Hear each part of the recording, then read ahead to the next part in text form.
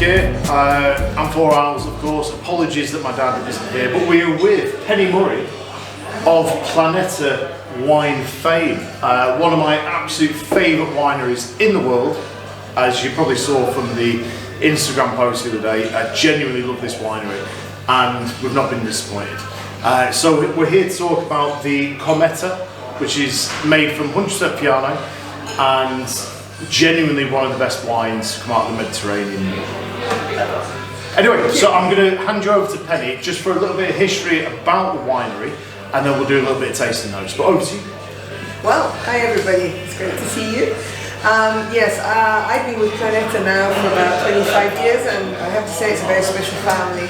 The family actually origins are Spanish. That's where the name Planetas come from. They came over to Sicily in the 15th century. Have been 17 generations in the agriculture in the west part of Sicily, the part near Sambuca di Sicilia and Menfi. And this is really where everything happened, where everything started with the Planeta Winery. Sicily's been known for bulk wine for a long, long time, but this got changed really in the 80s when a gentleman called Diego Planeta, who's one of 7 brothers and sisters, was the person that really turned Sicily around and turned the viticulture agriculture around in Sicily. At that time, back in the 70s and 80s, it was very, very difficult for us to understand, or for the Sicilians to understand what quality wine was. So Diego decided quite rightly with his family to start up his own winery. So they started planting vineyards in Sambuca di Sicilia, as I said, on the west coast. We were a bit strange because what we did at the beginning is did something the opposite way around. He was a very great entrepreneur. He planted international varieties instead of native. The reason for this is because people knew Sicily knew bulk wine, and back in the 80s people didn't really know much about wine. They sort of like knew red wine, white wine, sparkling, might have known Nero d'Avola, might have known Chianti, but really didn't know much about wine. And also, I would say at the time, people didn't have such a passion about food and wine together. Today that's totally changed, and people today like to know about the native grapes, Carpato, Fiano, and Garcanico. And most of us have got our phones, we're looking on them. And of course, Zibibo. Oh, of course. Zibibo, which was Cleopatra's favourite wine. Exactly. So I mean, today people are curious about all that, and that's really what the family did. So first of all, they started with international varieties, but actually, what we feel and what we did over the last years was a trip through Sicily on Viaggio di Sicilia. So we went from the area of Menfi, where we have the largest of our vineyards, and then we went to an area called Victoria, which is the southeastern part of Sicily, which is where the only DOCG appellation is. Right down to Noto, it's the most southeastern point of Sicily, beautiful white chalky soils. It's actually further south and north of Africa. And there, it's the birthplace of Nero d'Avola, which is I would say our king grape from Sicily. It's really, we have many grapes, but Nero d'Avola is really great. Following that, we had to go to Mount Etna, which is the most unique and incredible place to produce wines. Mountain viticulture, and last but not least, we went to a couple of labs, which are tiny little winery. Right, okay, very quickly. So we are now talking about the Planeta Cometa, which was a wine that I fell in love with a few years ago. When I used to work for Salute Wines, which is in Manchester, and we used to sell tons of this. Sam Smythe, and I'm looking at you as well. We used to go through tons of this stuff, and it's an amazing, amazing wine. Now we're trying it. I wouldn't say room temperature, but it's warmed up a little bit. And the great thing about great white wine is when you can try it and it's not that cold.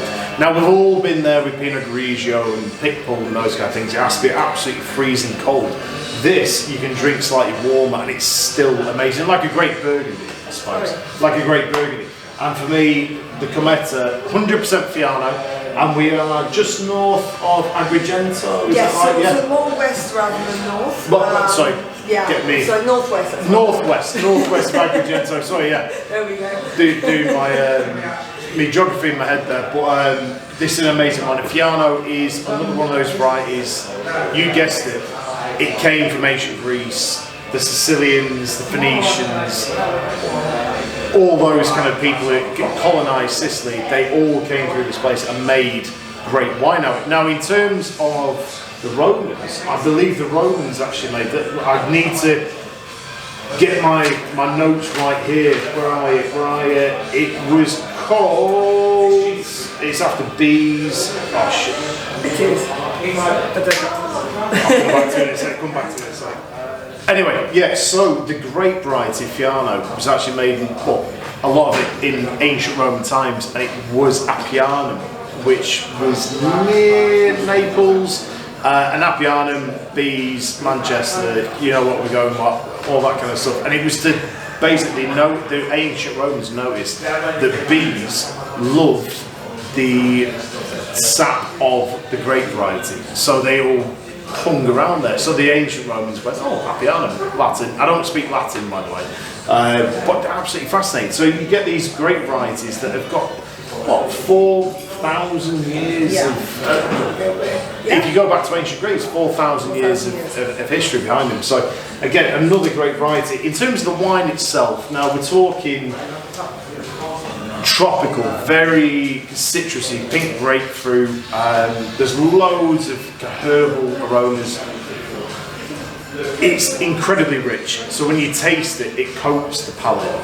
It's just an amazing, amazing wine. And for me, if I were to put this up against a Chablis or a Burgundy or something like one of the great wines in the world, I'd be more than happy with this. Really, really more than happy. I know, price-wise, yeah, okay. But genuinely, you pay for good things, huh? You pay for good things, but this is one of the great wines of Sicily, if not Mediterranean, if not Europe, if not the planet.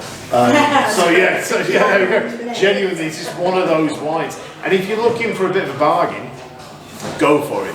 And compared to your Burgundies, it's so much cheaper, but it's absolutely amazing. But a great wine, and thank you very much. And it's a Cometa. And it's the Cometa.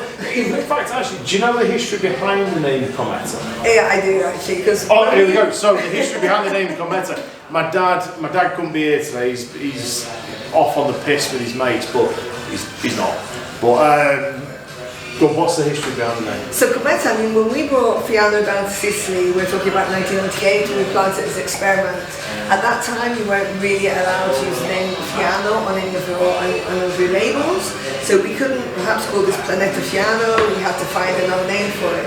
And because Planeta, the name Planeta, it comes from a Spanish name, they're Spanish origins, and it comes from astrology.